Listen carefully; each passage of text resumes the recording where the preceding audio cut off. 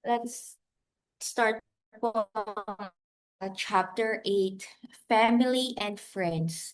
So dito po natin makikita yung mga noun or yung pangtawag natin sa ating mga family in Korea. Our grammar is using she. Mas malalim na po siya. And family, appearances, and personality. And yung honorific language and non-honorific. So actually, hindi naman po siya malalim. Malalim siya in case na in the way na paano natin babaguhin yung mga verb sa honorific way. Kasi nga, you know naman po, very strict ang Korean and very wide din na vocabularies yung paggamit po ng mga honorific namin.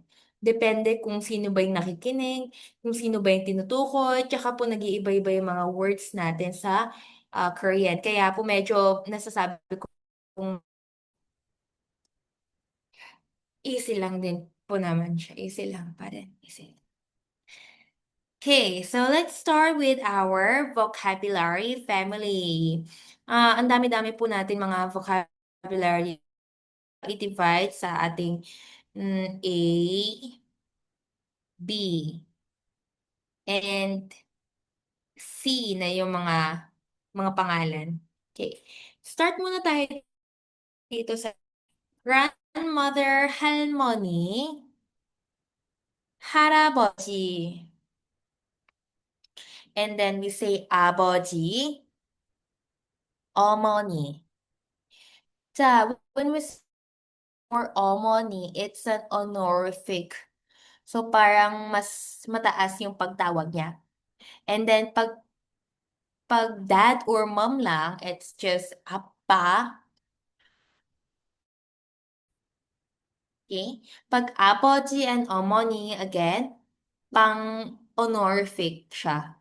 Example, mga dati, mga tao sa before, like, mga dad ko. So, yung dad ko po, tinatawag niya yung lolo ko na aboji. He don't call him appa. Very strict sila when it comes to calling sa parents.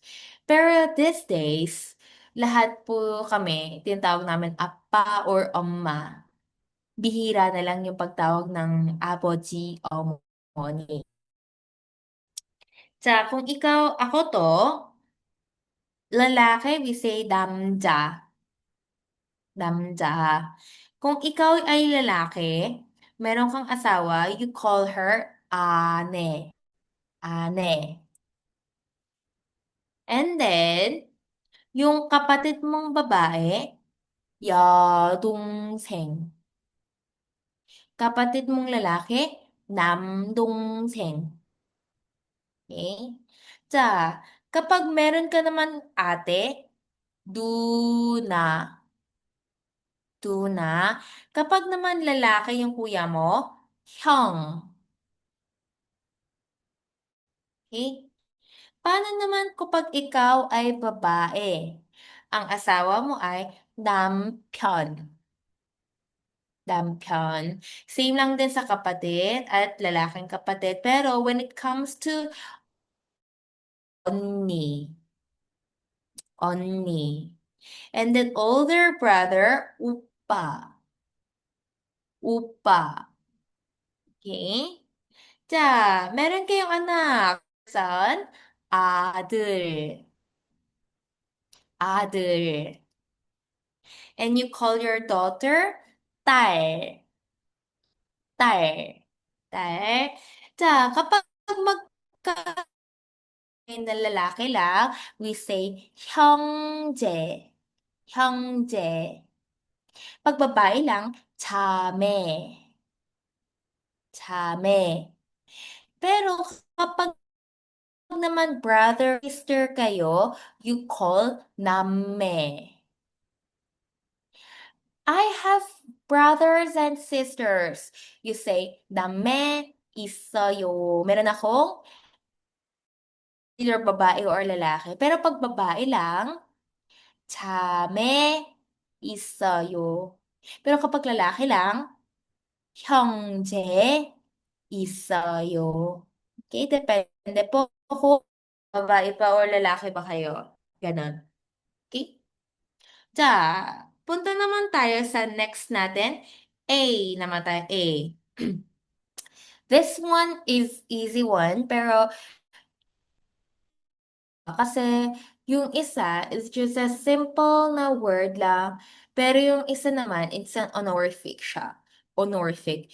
When you say honorific kasi sa Korean, pwede rin nagbabago yung mga noun, verb. So, pag tinutukoy natin, kausap natin mga matatanda, probably lahat ng ginagamit namin na words, vocabulary ay pang honorific. Sa, let's try muna. Irim is a name. Pag in honorific, it's 성함. Okay, 성함. Next, 집. But in honorific, okay. Next, 나이. 나이. Pero in honorific, 연세. 연세. To exist. Di ba meron tayong ita, 없다, pero in honorific, yung exist is 계시다. 계시다. 먹다. Dito naman, it's a verb tayo, verb. Dito, it's a noun. Sa 먹다 is 잡 or 드시다. 한 번 더, 잡수시다. 드시다. 자다. pwedeng maging 주무시다. 주무시다. Okay? Instead of saying 할머니가 자, instead of using this 자다, ginagamit 할머니가 주무시다. Kasi yung noun natin mismo ay matanda. Tindan natin na verb ay honorific. So next, 말하다 to speak. 말씀하시다.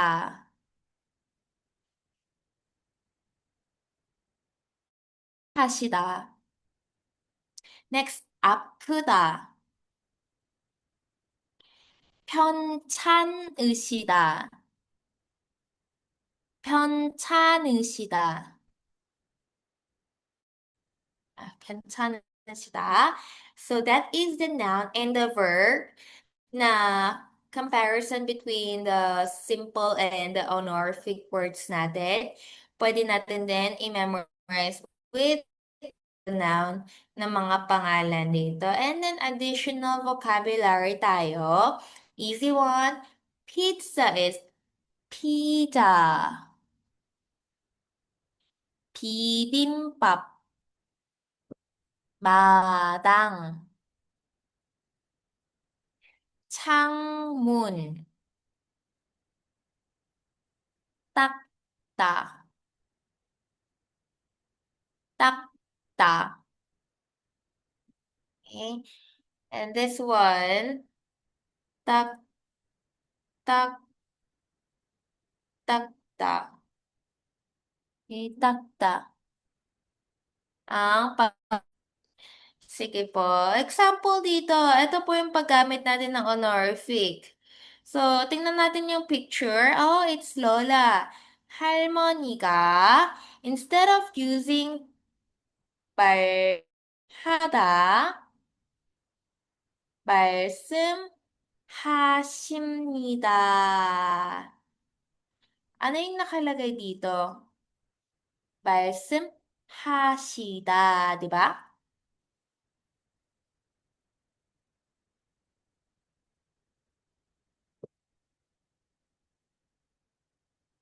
Dito, lalagyan natin ng formal, which is 피읍니다. So, paano? 말씀하십니다. Ito lang yung mawawala. And then, ito yung lalagay natin. Okay? 말씀하십니다. So, please check na lang din yung ating iba pang mga verb. Tingnan nyo po, di ba? Lahat ang noun natin, si lolo, lola lang. Kasi, sa kanilang lang honorific. So, let's look at the first grammar natin using she.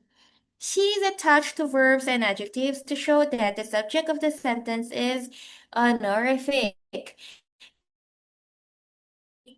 which means to read.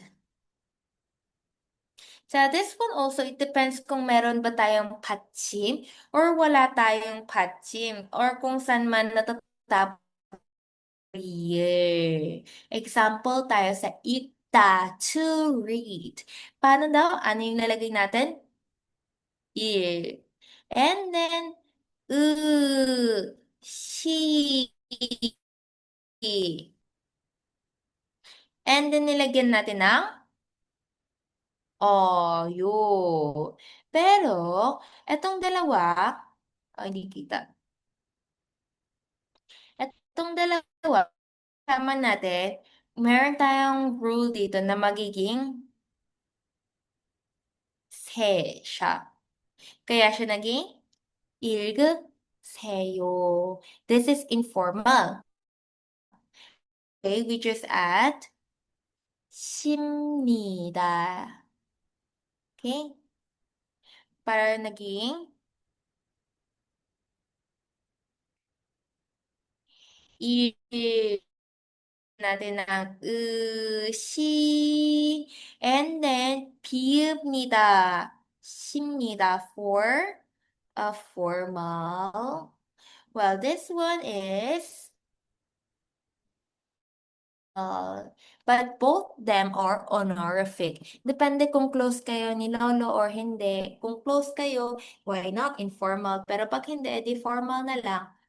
Okay? Pero syempre kapag kausap natin yung lolo siya pero boss pa siya, ano gagamitin nyo? Formal. Ba, 읽으십니다. Ganyan siya. Kaya pag nakikita niya sa mga K-drama, mostly kapag kausap nila yung mga CEO ng mga lolo, lola, ganyan, they usually ends their words sa 기읍니다. Mariling yun. 지금 가십니다. 뭐 하십니다. 십니다. Okay? Pero kapag hindi naman siya natatapos sa 받침, example, to watch. 자, to watch, yes. She, and then oyo. Again, di ba sinabi ko po, pag pinagsama to, magiging se. Kaya, po, se. Tama? This is informal. While ang formal naman tayo, po, she, and then lagyan natin na piep, magiging 보십니다. Formal. Ganyan lang po siya. Okay. So, ayan po lahat pinag-aralan po natin sa class. Tingnan natin yung tip natin dito. When the predicate includes she, which is a subject honorific marker, iga is replaced with keso and unun is replaced. Depende kung ang ating subject naman daw ay gusto natin syempre kung subject natin ay pangmatanda, lolo, lola. Meron tayong pati particle sa subject na pang-honorific. Instead of using ika, ang papalit natin ay keso. Kahit okay lang, kahit matapos man siya sa patsi sa keso. Pero kapag naman natatapos siya sa ng iga na subject particle naman, keso는. Okay? Lang po siya. Take note lang. Take note. Example dito, tingnan natin yung first example. 왕민 씨는, okay, baka matanda si Wangmin. 기숙사요. Ay, hindi pala matanda si Wangmin. So, 기숙사 is dorm. We're talking about the location particle. Existing. 있어요. Existing. When we say 반장님, it's 반장님 is parang yung parang ano ba? Ano bang tawag na? Yeah, team leader. 자, 반장님. Instead of using 반장님은 instead of using 은 nilagay 깨서는. Pero sadyang yung 반장님 gusto lang natin bigyan ng honorific. Okay? 반장님께서는 사무실 is office. Siya, yung location niya sa office. 계세요. It's 계세요. Ano yung 계세요? Existing. 있어요. So, same lang tong, ay, hindi pala same. So, bale siya, hindi siya matanda. Siya, matanda siya. So, etong 계시다, from the word 계시다, nilagyan lang natin ng,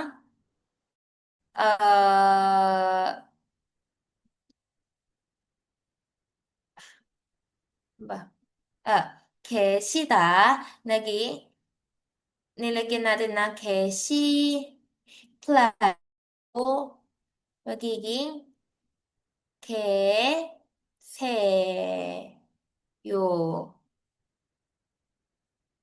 Okay? From the word 계시다, 계세요.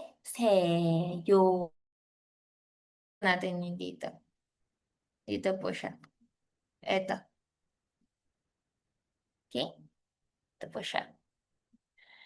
자,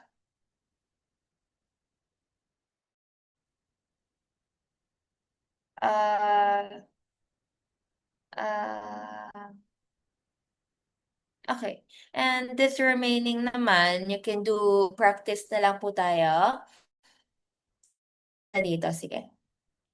형은 피자를 먹어요. When you say 형 is older brother. 피자. Ano na yung kinakain niya? Pizza. 피자를 먹어요. Eat pizza. 어머니께서, okay, mother, pero it's the honorific. 께서는 instead of using namit ang 께서는 비빔밥을 how do we say honorific of 먹어요?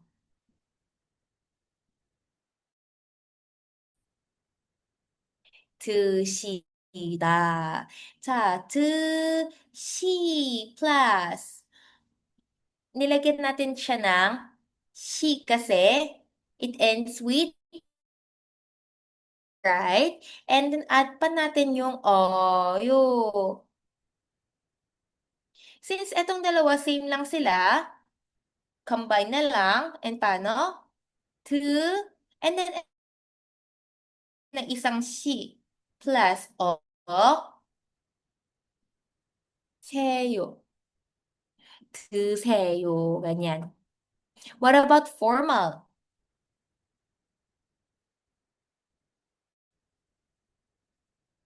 드십니다. Okay? So, please take note na lang po yung ating practice and stay same lang din po dito. Just used everything honorific. Okay? 자, let's listen to the conversation. 63.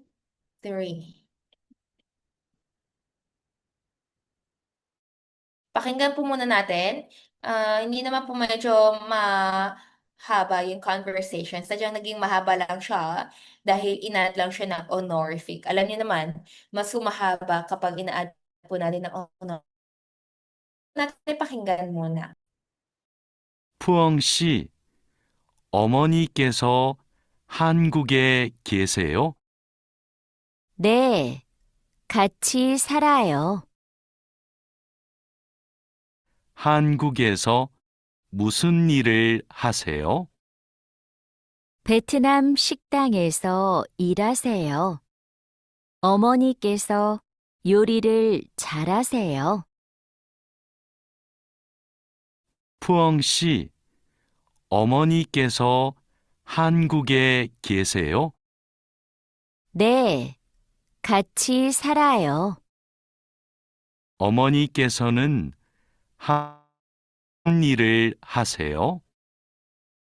베트남 식당에서 일하세요. 어머니께서 요리를 잘하세요. So, tingnan natin yung sinabi niya. Puang Xi. Hi, Puang. Hey, Puang. 어머니, meron tayong keso. Keso. 어머니 is mother. So honorific. 어머니께서, instead of using 어머니,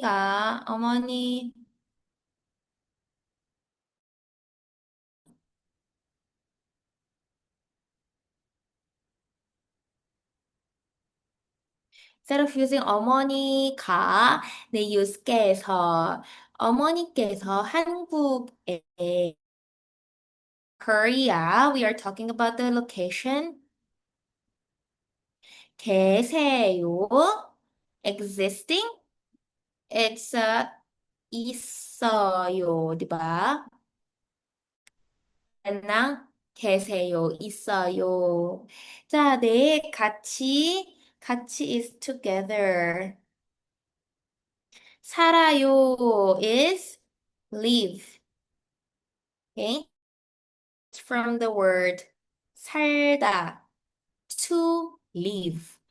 And then we added here, 아요. Kaya siya naging 살아요. 님께서는 instead of using 는 ginamit ang 께서는 한국에서 자 we use 에서 to know nagawa niyang action sa location. Ba?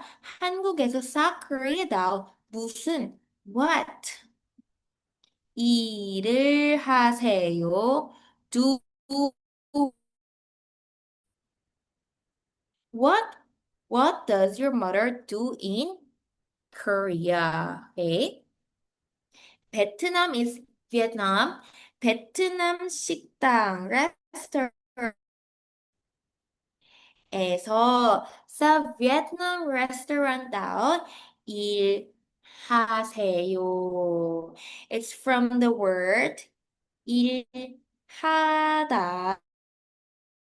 Dito na ay dito ang she, right? For honorific kasi it ends with walang passive. And we add also here, uh, 일, 하, 시, 요. 자, this time let's try to add she and magiging 일, 하, 요. 일, 하세요.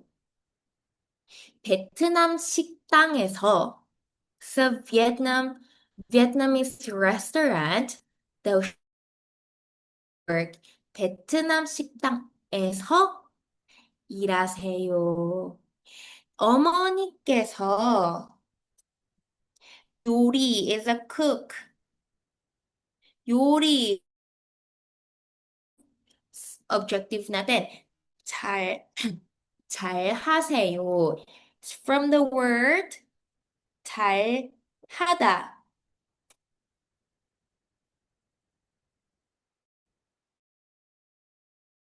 To be good. 잘하다.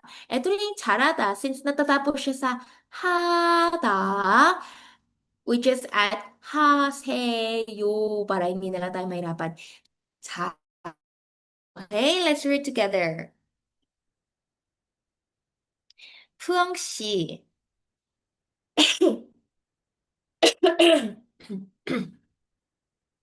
어머니께서 한국에 계세요? 네, 같이 살아요. 어머니께 한국에서 무슨 일 하세요? 베트남 식당에서 일하세요. 어머니께서 요리를 잘하세요. Bakit hindi po gumamit ng piyupnida sa verb? Pwede po, pwedeng gamitin. Baka po, yung relasyon ni Matu and ni Puong ay para lang silang magkaibigan. Pero irespeto yung isa't isa. Pero hindi naman sila ganun ka-close na pwede silang mag, hindi mag-honorific. Siyempre, pinag-uusapan nila yung bigyan ng respeto yung subject na pinag-uusapan nila. Baka ano sila, classmates sila sa school academy. Okay. Okay, and then this one just said sana. Okay, let's look at the looks and the personality. So, it's easy makikita na medyo uh, uh, alam nyo na word. 자, number one, 예쁘다. 예쁘다, it means to be pretty. 멋있다, 멋있다. We pronounce this as 멋있다.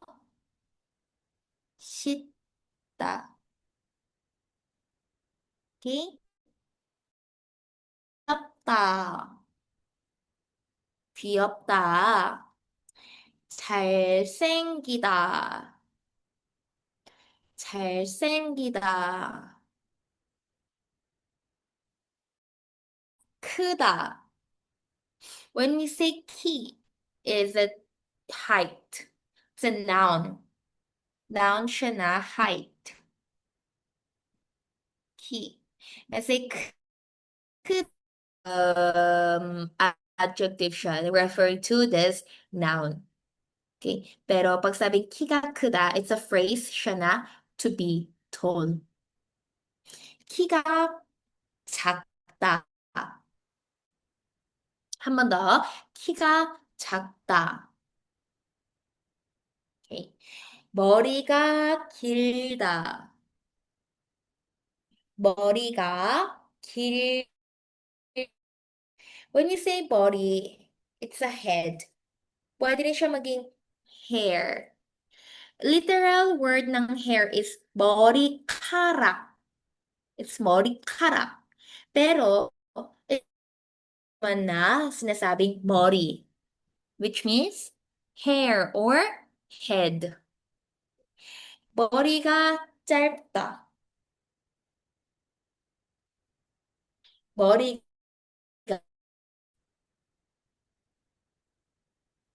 this case,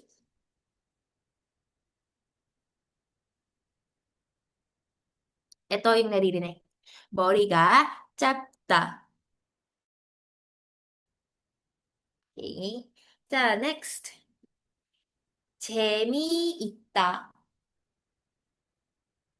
재미있다. 친, 착하다. 부지런하다. 활발, 한 번 더. 활발하다. 얌전하다.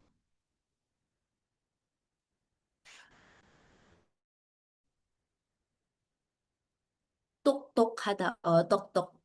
똑똑하다. Parang siyang magtoktok ka, di ba? 똑똑하다. ganun. 성격이, 성격이 급하다. When we say 성격, it's the attitude. 급하다 is parang to be rush. So kapag sinabi natin yung ugali mo masyadong rush, it's to be impatient. Ganun. So let's read one more time from the here. 예쁘다, 멋있다, 귀엽다, 잘생기다, 키가 크다, 키가 작다,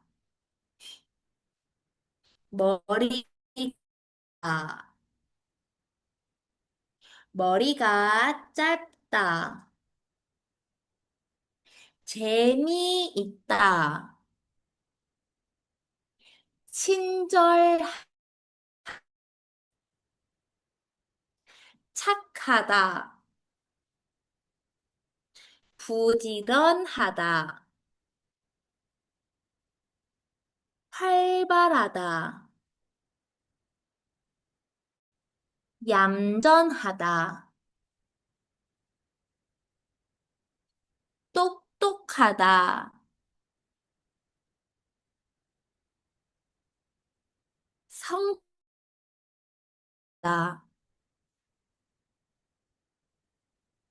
Okay. Okay, so please memorize na lang and then you just can write down here sa space. Grammar 2, using ko. Ko is attached to verbs and adjectives to list two or more states, actions, or facts. Sa, para siya naging end. It's kind of combining yung two adjectives niya. Okay? Or pwede rin maging verb. Okay? Bale, ginagawa siya parang and, kind. Ganyan. Yung ko is also used to connect two or more actions, okay, in chronological order. So, pwede rin siyang gamitin sa ating sentence na sentence niya. Combine natin siya sa two sentence, okay? Kaya tingnan natin yung example sa number 1. 니친한 씨는 키가 크고, 자, it's from the word 키가 크다, to be tall. 다 nilagyan natin ng 고. Okay? 키가 크고 머리가 길어요. 니치는 is tall, have long hair. Okay? Number 2. ako, 음식을, okay, our objective is 음식. 들고, 자, 아, 음식을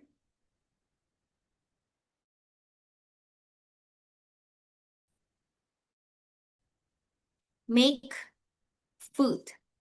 자, 만들고 민민아웅 씨는 si 민민아웅 naman daw 해요. mag wash na dishes. 설거지를 해요. Did you get it? Okay. Ito, from the word 하다 siya. 해요. Okay. So, bali meron tayong dalawang sentence ito. 저는 음식을 만들다. I make food. One. pangalawa, 민민아웅 설거지를 해요. Wash the dishes. So we just combine these two sentences. 나이intindihan niyo po ba? Number three. 다라 씨는 이고 si 다라 daw ay Cambodian 사람. Pag sabing 사람이다, pwedeng matapos sa 사람이다. Si Dara ay Cambodian. Pwedeng matapos ka nun. Pero you want to connect. Si Dara ay Cambodian and Carlo 씨는 si Carlo daw ay Philippine saram, Filipino. Naintindihan niyo po ba? Okay. 자, tingnan natin. Sorry. Who is also used to connect to, yeah, we said that already. 자, example dito. Ang verb na ginamit, which is 운동을 하다, to exercise, 샤워 하다,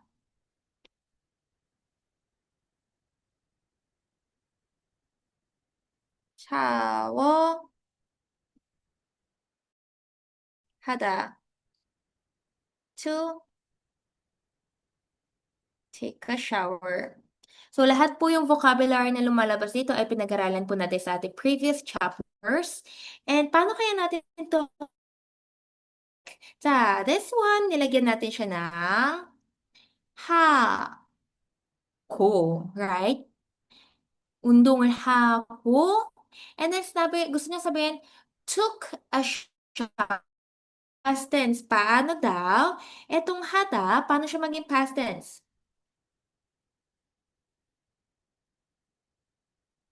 했어요. So, 카림 씨는 nag-workout siya at naligo siya. Okay. 이해갔어요? 나이intindihan niyo po ba? Ganun po siya. The example dito sa baba natin.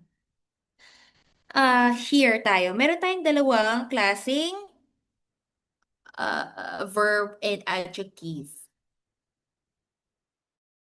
Which is the adjective po siya, adjective.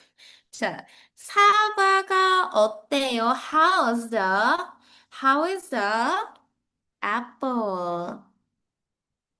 Sinabi niya, apple is cheap and delicious. 자, paano sa sentence? 사과가 싸고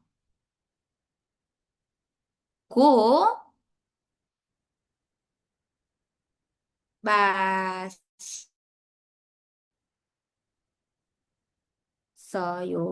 We added oyo to make it informal. O gusto niyo formal? Sige. 맛있습니다. We added 씁니다 naman tayo kapag formal. Okay? So that's it. Just please answer. And then, tingnan natin yung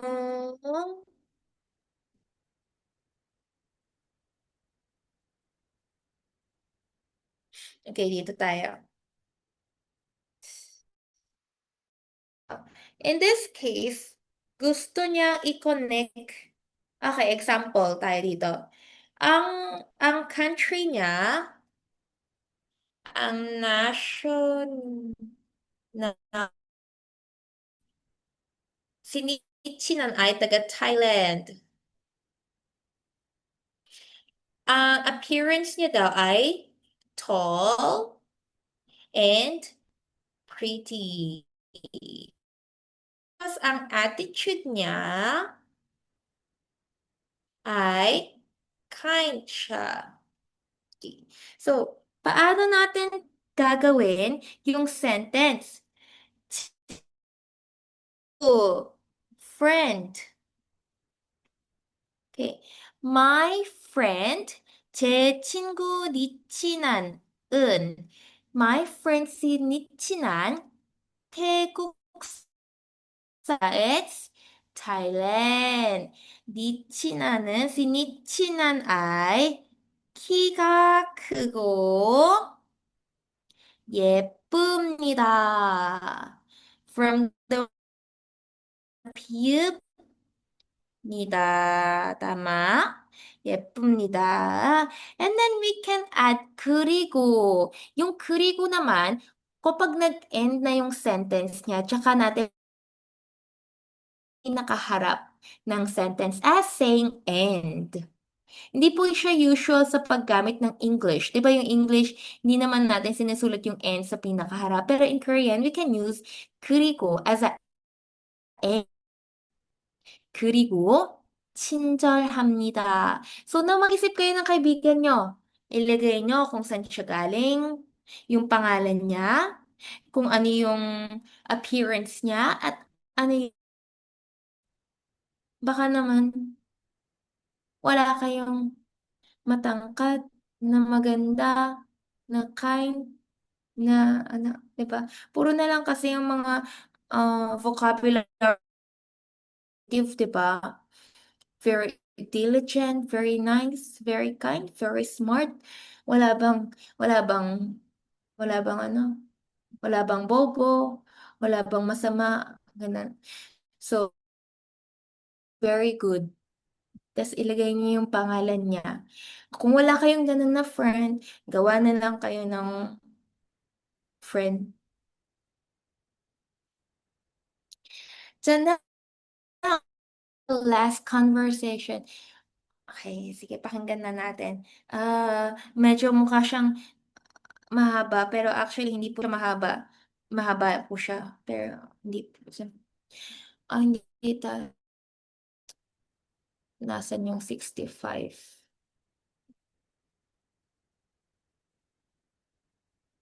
Mahaba po siya kasi dinugtong-dugtong yung dalawang sentence, di ba? Okay, natin at pag-aralan po natin yung pinag-uusapan nila. Sige. 가족 사진이네요. 이분이 어머니세요? 네, 어머니시고 이분이 아버지세요. 아버지께서 키가 크고 멋있으세요. 아버지께서는 세요? 아버지께서는 경찰관이세요.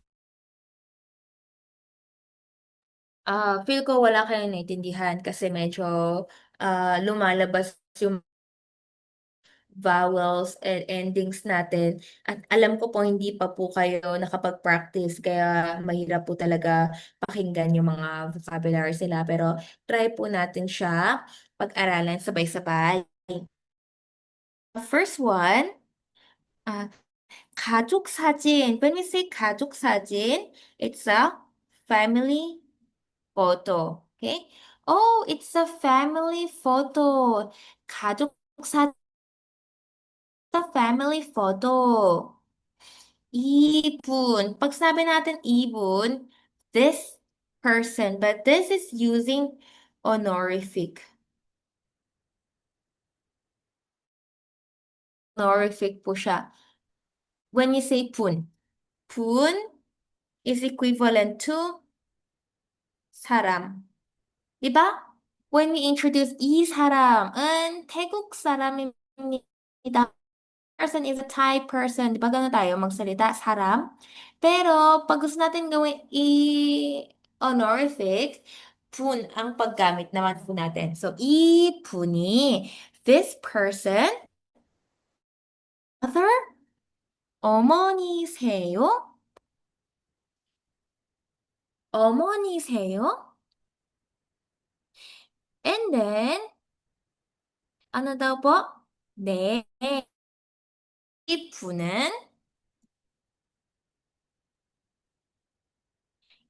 분은, this person, 어머니시고, 어머니시고, is 이 분은, and this person, 아버지세요.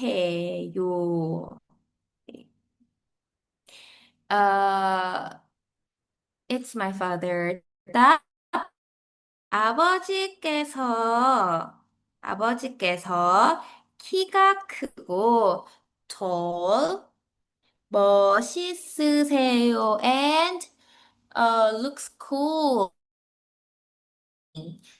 Tall and good looking. It's from the word 멋있다. And then, nilagyan lang siya ng 으시. 자, lagyan natin ng 으시. And then, lagyan natin ng you for informal. 자, eto naman, pagdagdag natin, magiging 멋있으세요. 네, 크고 멋있으세요. 아버지께서는 to your dad, what does he do? Ano yung trabaho niya? Kasi we're talking about 일.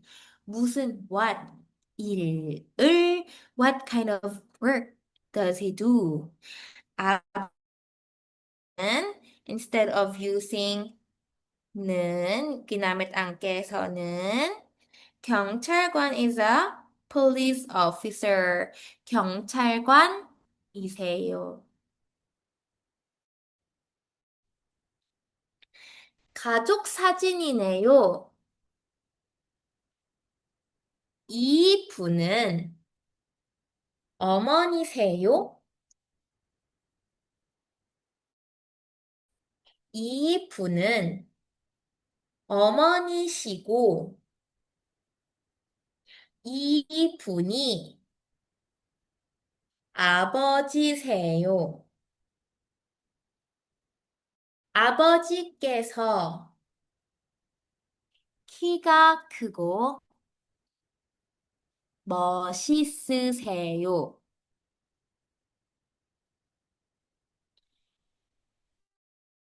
세요. How do we pronounce this? 멋있으세요.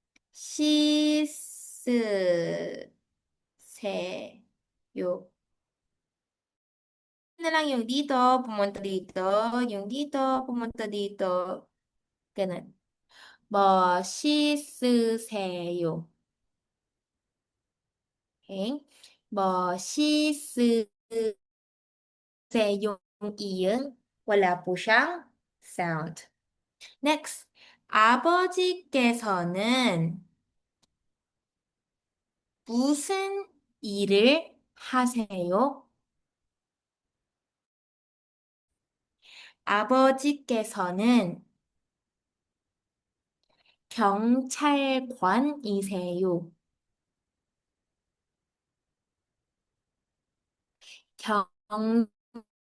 경이세요.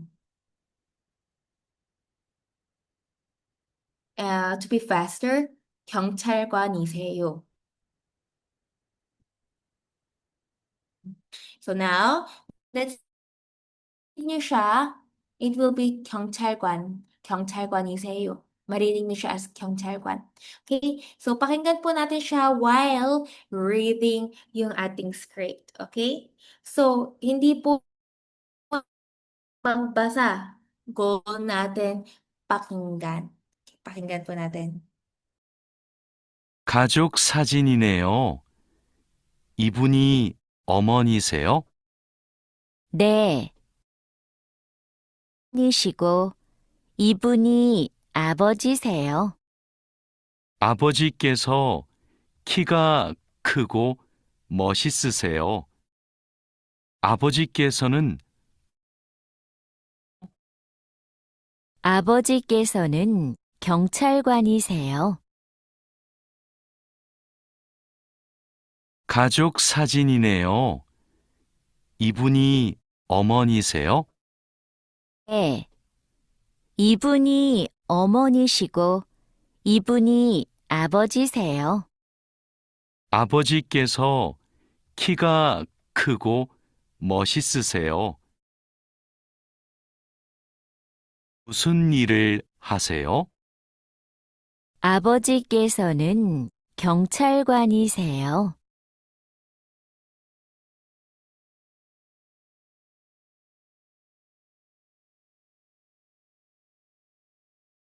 Narinig niyo po ba yung sinabi nila? Okay, narinig. So, keep practicing listening na lang po. And then, ang mga sentence din po, paulit-ulit lang din po yung mga patterns nila. So, once na medyo nainis na kayo kakarinig niyo yung sentence na to, kung makikinig po kayo sa mga listening exam, mas parang paulit-ulit niyo na pinapakinggan yung mga gantong sentence, parang mas aware na yung tenga niyo sa Korean kasi. So, pakinggan niyo na lang po yung mga gantong sentence kaysa naman sa mga music. Kung nag-prepare po kayo ng exam, syempre ganun din po ako 'pag nagpre-prepare ng exam. Pero 'pag hindi naman, chill lang gusto niyo, eh, di okey lang. Pero yung exam niyo, eh, pakinggan niyo po yung ganito instead of, music. Okey, sige. So, yun na po yun, and then you can just try to read this kapag na-bored po kayo. This puwede po kayong maghanap ng mga kaibigan niyo para study together sa mga answering, okey? And then dito rin po sa listening, kaibigan niyo kung kailangan niyo po ng tulong, mag-ano kayo, mag-call kayo, exam kayo sabay para hindi kayo tamarin, gano'n. Sige, gano'n na lang po, and then, uh, continue with ordering food. Marami din po talagang lumalabas yung food. So, yeah, lahat po ng pinag-aaralan natin, halos lahat nilalabas po talaga sa mga So, okay, thank you so much for participating our class today. And then, bago po tayo matapos, let's take a picture again for our photo photo ops. Okay, paad daw po si sir sa GC. Okay, paad daw po si sir. Bigyan niyo po yung in Facebook niyo para ma-add po kayo ng mga classmate natin. Yung admin kasi, chat niyo po yung admin, siya kasi yung pwede mag-add 'no? Siya yung pwede yes, natuloy po yung klase namin kahapon.